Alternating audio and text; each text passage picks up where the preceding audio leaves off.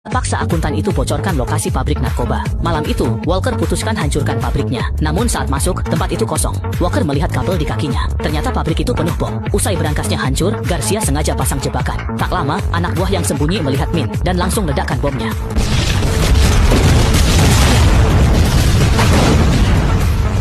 Mengira Min tewas akibat ledakan, mereka melapor ke Garcia, lalu pergi. Ternyata Min selamat lewat saluran pembuangan, merampas mobil, dan membuntuti mereka. Di tikungan gunung, Min memotong jalan, dan langsung menembak mati keduanya. Ia lalu membawa mobil itu ke villa bos besar. Penjaga gerbang yang terkecoh segera membukakan pintu, namun tiba-tiba... Lalu Min berlindung di balik mobil dan habisi musuh luar.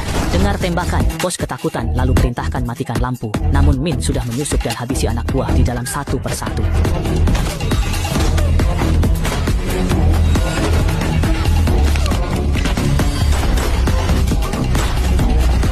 Bos panik menembak liar keluar, tapi pelurunya habis. Seketika, Min sudah di depannya. Saat hendak menembak, putri bos muncul. Min teringat putrinya sendiri hingga tertegun. Bos memanfaatkan itu untuk menikam Min, lalu menggendong putrinya dan kabur. Tak lama, pasukan mengepung villa.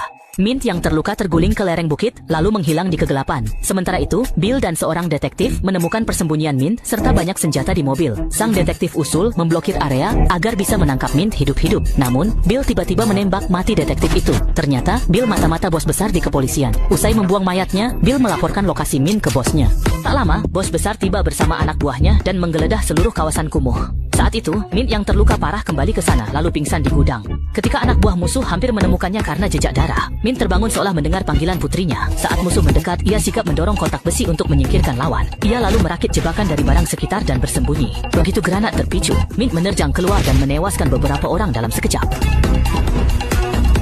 Karena kalah jumlah, Min punya ide cemerlang. Ia mengirimkan rekaman kejadian ke stasiun TV dan membongkar identitas Bill sebagai polisi korup. Polisi pun segera bergerak besar-besaran menuju kawasan kumuh. Sementara itu, bos mafia sudah kehilangan kesabaran dan mengancam nyawa anak-anak agar Min muncul. Demi menyelamatkan mereka, Min terpaksa pergi. Sang pembantai langsung melayangkan pukulan, namun Xiaomei tidak menyerah begitu saja. Xiaomei justru memaki sang pembantai. Meski dipukuli, ia berhasil mengulur waktu. Polisi segera tiba, membuat anak buahnya kabur. Mengira dikhianati, sang pembantai menembak kepala polisi lalu kabur di tengah kekacauan. Tiba-tiba, Xiaomei muncul membalas dendam yang dipendam 5 tahun.